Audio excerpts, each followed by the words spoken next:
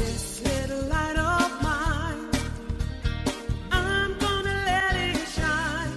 Let it shine, let it shine, let it shine. Hi friends, I'm Carrie Jo, and this is Holy Chuckles Podcast. This is a space for honest faith, lived experiences, and shining a light in the places we've learned to hide. I'm not here to explain faith. I'm here to live it out loud. So take a breath and let's make room for what's real.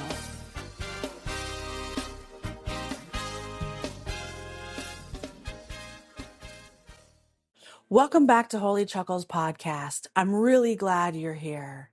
For the next couple of episodes, I'm going to be talking about 1 Samuel chapter 2, verses 34 through 36. In this episode, I'm going to focus on verse 34. The unnamed man is still talking to Eli about the message God has for Eli. Thus saith the Lord, is what the unnamed man says when he comes to give Eli this message. And as I'm reading these passages, and the understanding that I received was that Eli stopped talking to God. Eli's distractions, which were his kids, were more important than him hearing God. But yesterday, I was interested in this little video that was on YouTube, and it was about this story in 1 Samuel. And one of the things that was said was God stopped communicating with Eli. And I was like, wait, what? It didn't put the responsibility on Eli. It put the responsibility on God. But in these passages, God said, you honored your sons more than me. And so I started thinking about that. If God stopped talking to Eli, why would God send a man to say to Eli, you honored your sons more than me? If God stopped talking to Eli, why would God even send a man? Why would God go through the trouble of communicating with this unnamed man, aka Bob, to say, hey, I need you to write down this message and I need you to ride your donkey over to Eli's house and give it to him? If it was God that quit communicating with Eli, why wouldn't God just start the communication back up again with Eli and say, hey, Eli, I got some things I need to tell you. Hey, Eli, I know I've been gone for a little bit. I've been thinking, but now I want to come to you because I have some things to talk to you about. Why wouldn't God just call Eli on his God phone and say, hey, what's up? I need to talk to you. Because it wasn't God that stopped communicating. And I found that interesting that this little show blamed it on God, because then that allowed that fear of God to pop up again. Like, oh, if I don't do the right things, if I make a mistake, God will stop communicating with me. God will stop talking to me. God will stop loving me. Just that small thing alone in that 30-minute video brought that back to me. And then I had to think about it. I had to talk to God about it. And I was like, no, you said you sent an unnamed man to Eli. If you didn't care about Eli, if you stopped talking to Eli, then Eli would still be open to talk to you. And you could just be like, hey, Eli, yo, it's me, God. Hey, I'm back and I need to talk to you. But no, it was Eli who stopped communicating with God. But that one video brought that fear back, that fear-based religion that says, if you don't do this, God will do this. And that is untrue. God never leaves you. God is always with you. We are the ones that stop communicating with God. We are the ones that allow distractions and what we want to silence that communication from God. And that's what Eli did. Eli knew him not confronting his boys. Eli knew him saying, take off your ephods. You no longer are doing God's work. You can no longer be here. Eli knew what he was doing was not for the people of Israel. And that is what God entrusted him with. God entrusted Eli with his people, and Eli didn't honor that trust. Eli didn't honor the position that God gave to him. And Eli knew that. And Eli putting his sons before what God had entrusted him with. Eli putting his sons before his relationship with God quieted that communication because God can only talk so loud. And then God has to say, well, you don't want to hear? That's cool. I'm down with it. Do whatever you need to do. But remember, I'm always here. I'm always here when you're ready. But I'm not going to force myself on you. I'm not going to make you communicate with me. I'm not going to make you have a relationship with me. But I'm always here. And God was always there for Eli. And that's why God sent the unnamed man. He sent the unnamed man because he wanted Eli to understand. He wanted Eli to know, you are important to me. I'm not just going to do this. I'm going to forewarn you. And I've tried to get in contact with you. I've tried to talk to you. I've tried to talk to you through the people of Israel who keep coming to you saying, your sons are accosting the women at the entrance of the tent. Your sons are stealing food. Your sons are stealing our offerings to God. Your sons are not there for me in my time of need. Your sons are not doing what has been done in the past. Because the people of Israel knew the difference between a priest who was honoring God and doing God's work and what was happening with Eli's sons and what they were doing. They knew the difference. And they came and told Eli, and he did literally nothing. Yes, he had a conversation. Yes, he said, people are talking, please stop it. But he didn't put his foot down and say, this is not what we do. And he didn't take back control. And he let his sons continue dishonoring God, dishonoring the people of Israel, and dishonoring the priesthood. They were dishonoring their whole family lineage. And God said, enough is enough. Okay, Eli, you're not going to do anything. That's all right. I've got to step in. The harmful behavior continued. God gave the warnings because people of Israel came and talked to Eli. The warnings were ignored. And eventually God had to send an unnamed man, aka Bob, on his donkey to talk to Eli. Now, verse 34 gets interesting because I can just imagine how Bob was feeling, right? Because Bob already said some crazy stuff. Bob already said, the people in your family aren't going to reach old age. Bob already said to Eli that God said, I will spare only to destroy your sight and sap your strength. And you know, I love the KJV version because it's so poetic. And all the increase of thine house shall die in the flower of their age, the flower of their age. And he says, and what happens to your two sons, Hophni and Phinehas, will be a sign to you. They will both die on the same day. Can you imagine? You've got your little paper out and you're reading this message. And this part comes up. First, let's talk about when God gave the message to the unnamed man. I'm sitting here thinking he's just writing it down and he's already bug-eyed out over what was said before. But can you imagine when God says, and write this down? And what happens to your two sons, Hophni and Phinehas, will be a sign to you. Unnamed man's writing it down. Cool, cool. Got it, God. It will be a sign to you, right? Okay, got it.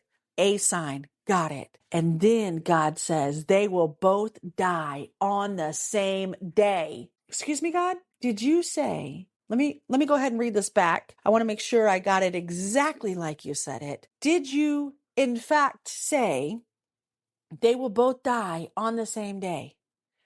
And God's like, yep, you got it right. wait, what?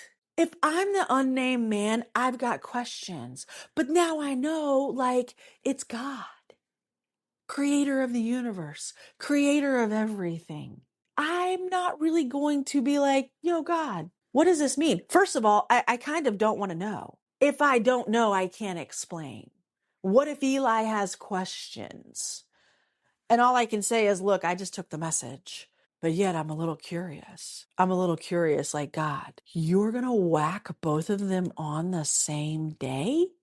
I mean, I go back to the day God gave me the pleasure of helping people on the street after I met David. And after I encountered all those people and the emotions that just went through me that day, I was spent. I was emotionally drained. This man, this unnamed man, AKA Bob, is taking a message from God. And part of that message is both your sons will die on the same day. I now need a nap. I need to process. But he took this message, all of these things, all at once. And Bob said, I'm your vessel, God. Whatever you need, I'm going to do. And can you imagine that message rolling around in Bob's head as he's riding his donkey to Eli, and then standing in front of Eli, reading out this message? And now he gets to this part. And he knows how much Eli loves his sons. He's seen the message. Thus saith the Lord. He has seen the message. He knows the message. He knows what Eli has done and that Eli has been ignoring God. He knows how much Eli loves his sons because he has put his sons before God. Because that was already in the message before. You honored your sons before me. And so Bob has kind of put two and two together. And now he has to say to Eli, they will both die on the same day. Oh, what? I'm thinking to myself, does he pause after that? Does he give a little forewarning, like, I'm going to say something to you. You might want to take a seat. Here's my clay cup. You might want some wine.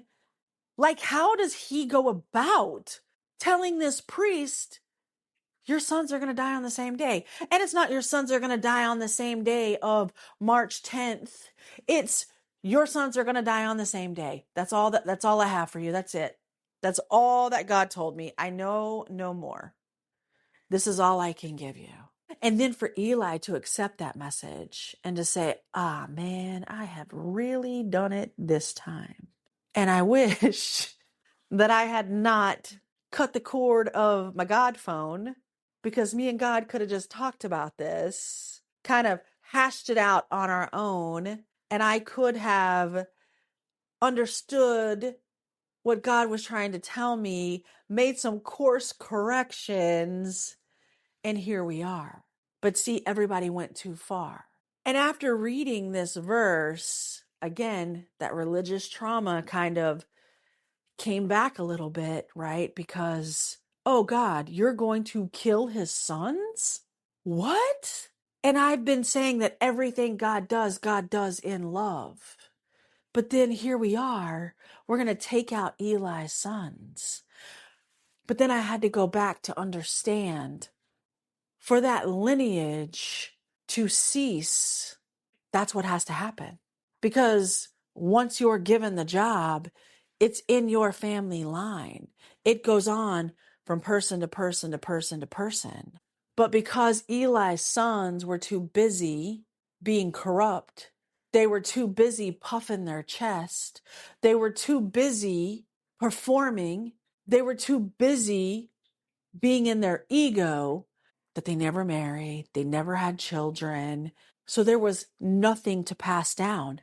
This line was going to end with Hophni and Phinehas, and that's what had to happen. That's what had to happen to save Israel, to save the people. That's what had to happen so this corruption would not continue. It's the same thing for us. When we start to heal, when we start to understand that things are how we lived before, Hophni and Phineas are patterns. They are patterns. I want to say they're patterns of corruptness because, yes, these patterns that we have that are not good patterns for us do corrupt who we are. They corrupt our authenticity. They corrupt our relationship with ourselves. They corrupt our relationship with God.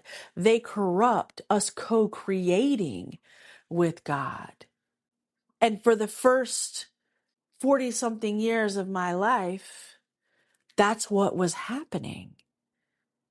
My Hophni and Phineas were in charge of my life, my ego, my performance.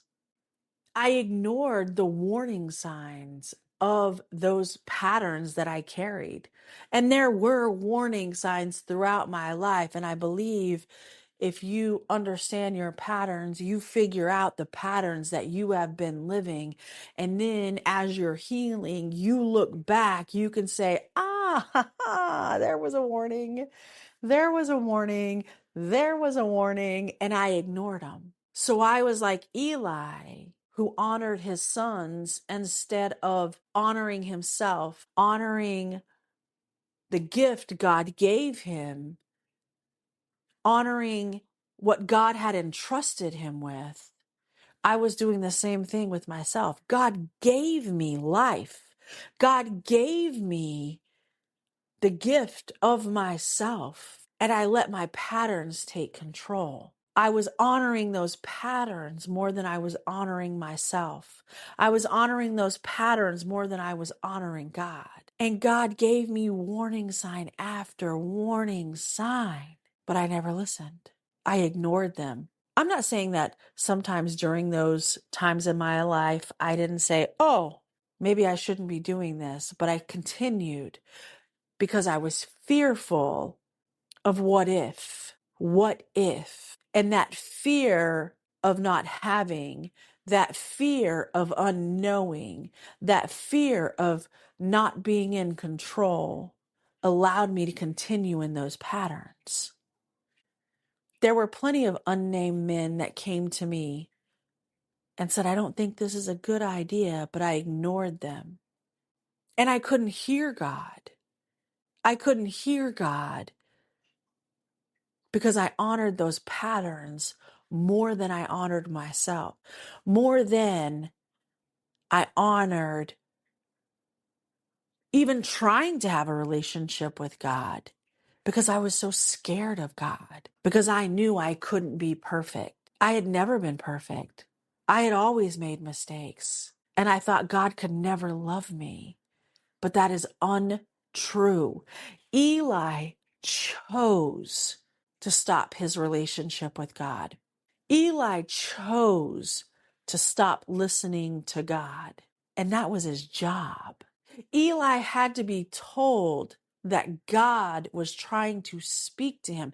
Eli had to receive a message from God by an unnamed man because Eli had cut off his connection to God, not God.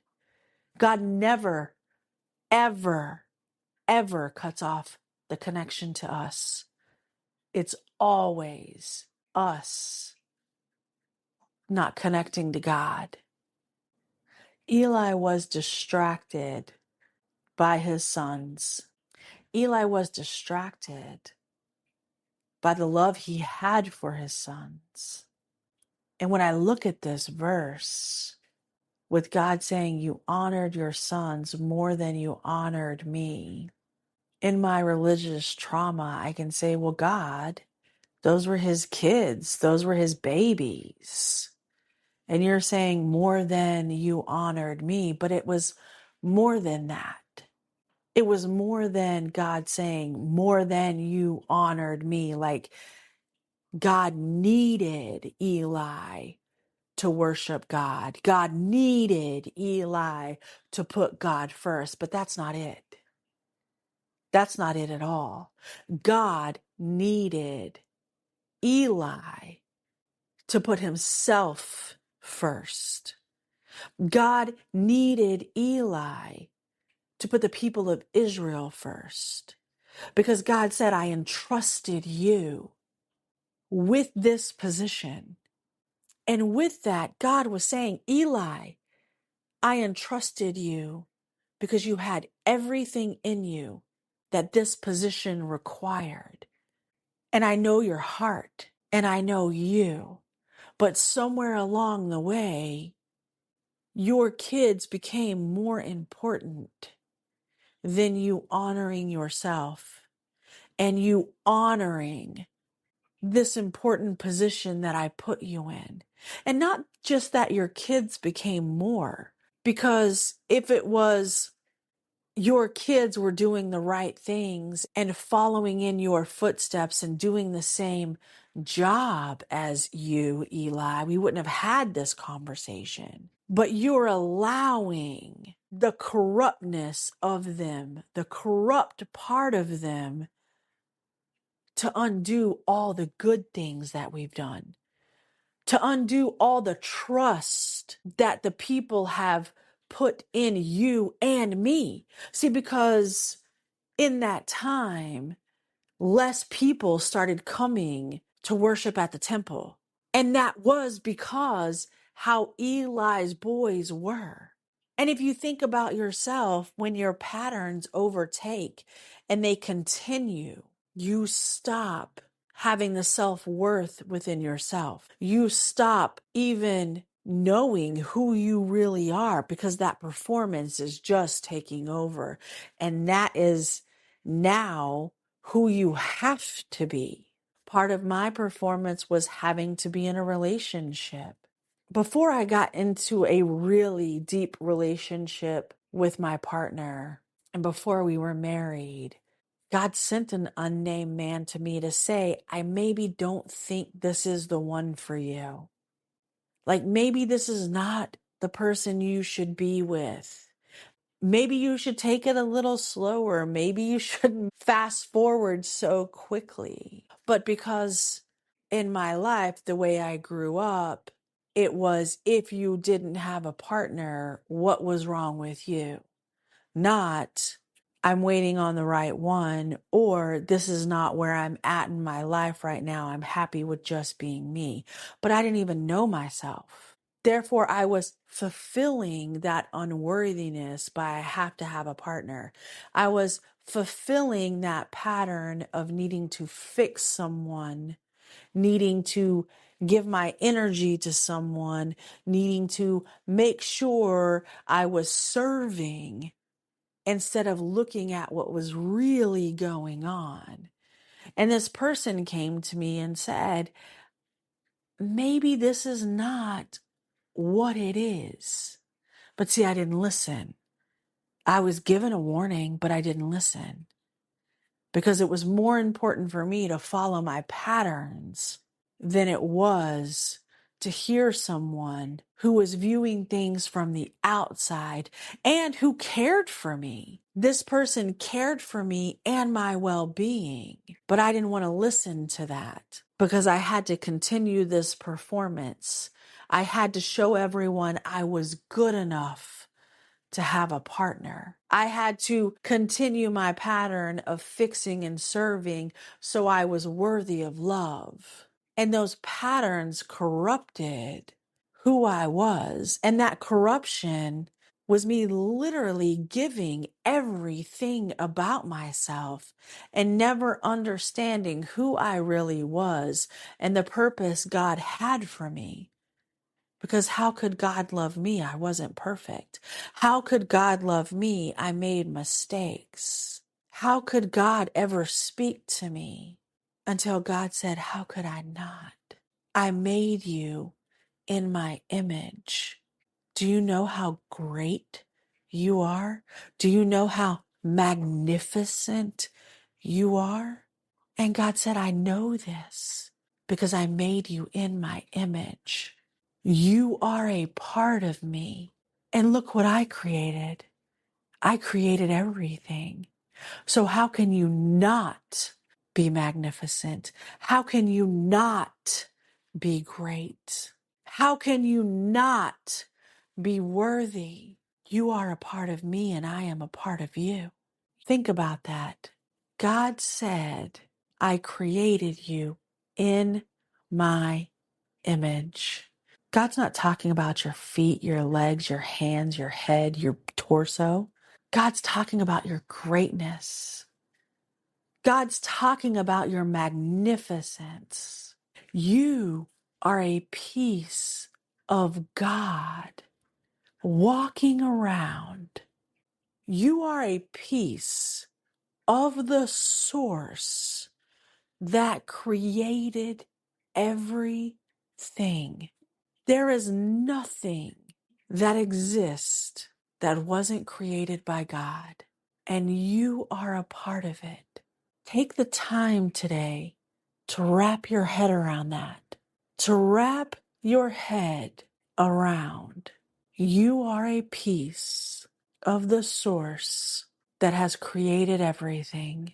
You are a piece of the magnificence that is God. You are a piece of the greatness that is God.